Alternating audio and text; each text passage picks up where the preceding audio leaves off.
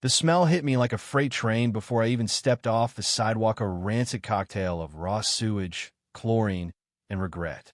I just hauled my duffel bag up the driveway after a grueling week at a state and environmental health symposium in Raleigh, dreaming of nothing more than a cold beer in my own bed. Instead, I was greeted by a nightmare. My backyard, pristine, freshly mowed backyard, was gone. In its place was a gaping wound of churned earth, PVC pipes jutting out like broken bones, and a crew of construction workers in neon vests sloshing through mud that reeked like it had been dredged from the bowels of hell. And there, standing in the middle of it all like some deranged ringmaster, was Marjorie Hensley, president of the Pinewood Estates Homeowners Association, her wide-brimmed straw hat tilted jauntily as she clutched a clipboard and beamed like she'd just won the lottery. I dropped my bag on the porch, my jaw hanging somewhere around my knees. What the hell is this? I managed, my voice cracking like a teenager's. Marjorie turned, her grin widening as if she'd rehearsed this moment. Oh, Davide. Welcome home. We're building a community pool right here. Isn't it fabulous? I blinked, waiting for the punchline. None came. My eyes darted from her to the pit, then back again. A pool? You're digging into my septic field, Marjorie. My septic field. She waved a manicured hand dismissively, like I'd complained about a chipped mailbox. Oh, that old thing? We'll figure it out. Don't be such a spore. This is going to be amazing. I stood there, dumbfounded, as the stench clawed its way up my nostrils and the reality sank in. This wasn't a prank. This wasn't a misunderstanding. This was war. And Marjorie had no idea who she'd just picked a fight with. I didn't scream or charge at her with a shovel, though. God help me, I wanted to. Instead, I turned on my heel, walked inside, kicked off my boots to avoid tracking my fury across the hardwood, and started a list.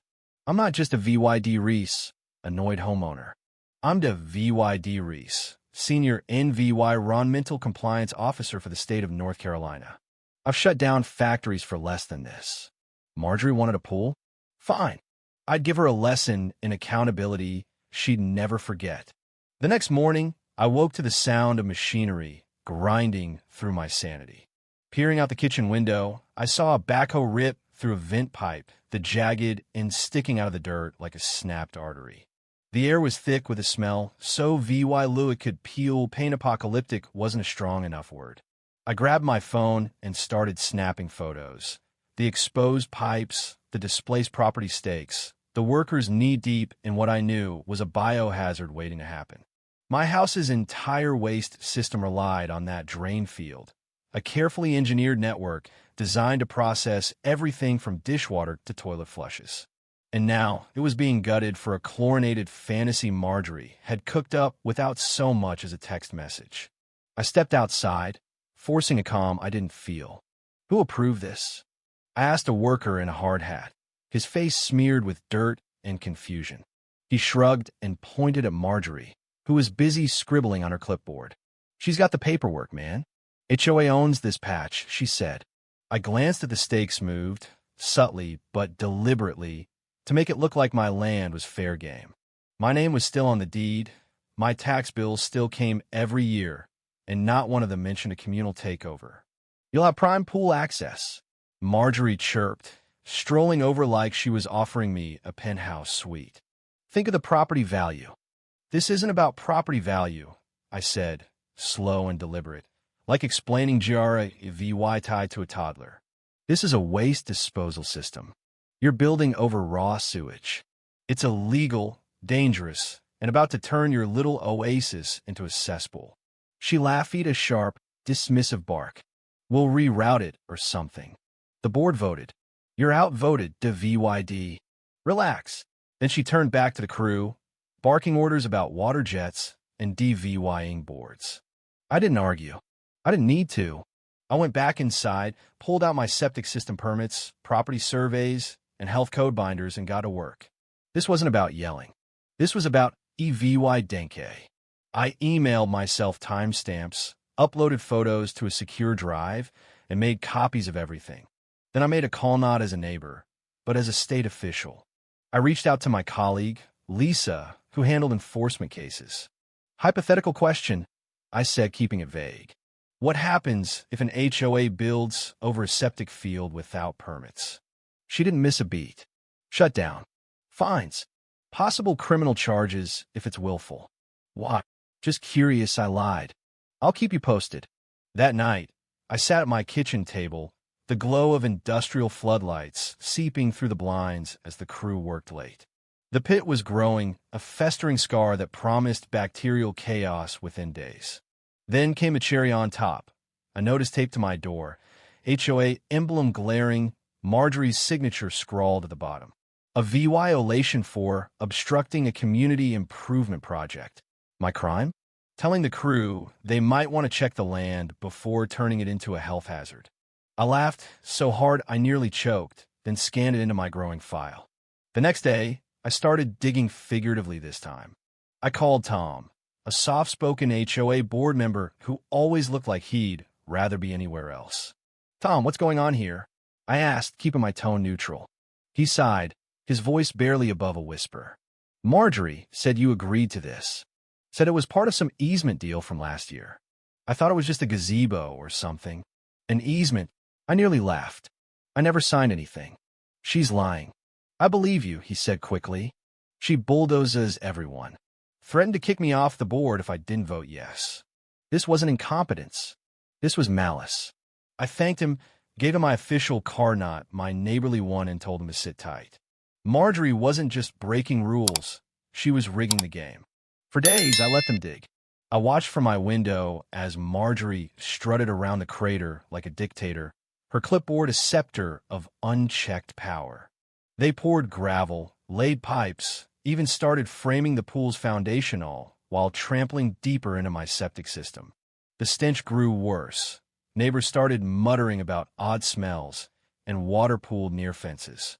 One guy, Mike from across the street, knocked on my door. You have VYing plumbing issues? He asked, scratching his head. Funny you should ask, I said, gesturing to the pit. They're building a pool over my sewage system. He blinked. Wait, that's legal. Not even close, I said, a grin tugging at my lips. But don't worry. It's handled. I didn't just want to stop her. I wanted her to feel the panic I'd felt watching strangers gut my property. I wanted accountability that echoed through every HOA meeting for years. So I waited, gathering ammo, drone shots from a neighbor's kid, $20 well spent, screenshots of Marjorie's emails, thanks to Tom's guilty conscience, and a growing stack of violations I could recite in my sleep. Then I struck, dressed in my state polo crisp, official with the seal embroidered on the chest. I strolled into the HOA office. Morning, I said to the receptionist, flashing a polite smile. Just here for a routine compliance check. I'll need the pool's permits, soil reports, groundwater analysis, and sewage redirection plans. Her eyes widened. I'll get Marjorie. No rush, I said, flipping open my clipboard. I'll wait. Marjorie emerged minutes later, sunglasses perched on her head, her composure fraying. The VYD. What a surprise. Here to support the project. Here to re-VYEW it, I said coolly. State business. I'd love to see that groundwater report, especially since you're digging into a leach field. She faltered. We didn't think. It's not just dirt, I cut in. It's a waste system.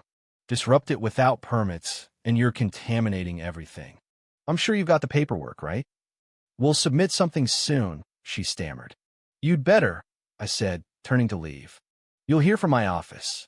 The dominoes fell fast. I filed a report through the state portal anonymous for now and flagged the site for inspection. Within 48 hours, it was scheduled. Meanwhile, I rallied the neighbors, knocking on doors with questions. Did you vote for this? Were you notified? The answers were a chorus of no's. An elderly couple, the Hendersons, told me their cat had gotten sick from runoff. Another family lost garage access for days. The neighborhood Facebook group exploded screenshots, outrage, and a tide Marjorie couldn't stem.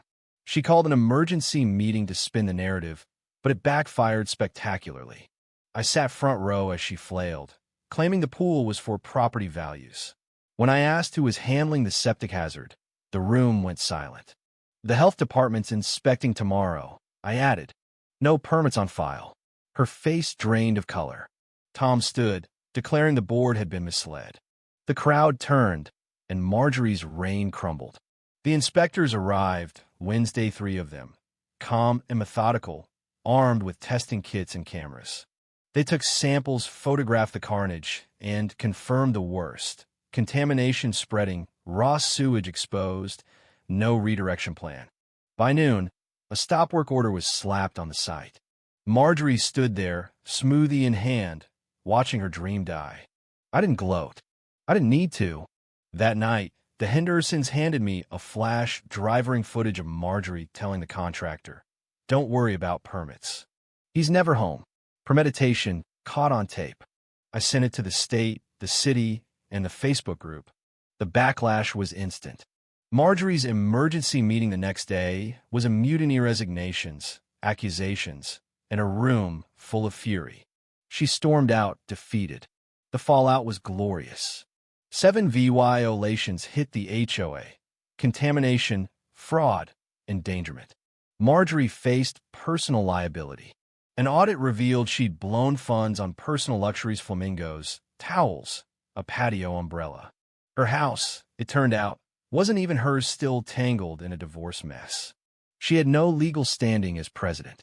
The city launched a criminal probe. The neighborhood reformed. Tom became president. I took a compliance role. We rewrote the bylaws, banned unapproved projects, and started potlucks. My backyard healed new sod, a flower bed, and a ceramic gnome in a hazmat suit, a gift from grateful neighbors. The news ran a segment. Reddit crowned me Septic Avenger. Marjorie's house sold to a renter. Her lawsuit threats fizzled into memes. One evening, Tom and I walked past the old pit site. "Hard to believe this was almost a pool," he said. "A pool full of bad decisions," I replied, grinning. I never wanted the spotlight, but sometimes, when someone digs a hole that deep, you fill it back upright with a little help from the neighbors and a gnome that says it all. If you were the one in this story, how would you react? Would you stand up and fight back, or accept the unreasonable pressure and control from the HOA? Share your thoughts in the comments below. And don't forget to subscribe, like, and share this video with more people. Your small action gives us the motivation to keep bringing you more intense and engaging stories. Thanks for watching, and we'll see you in the next video.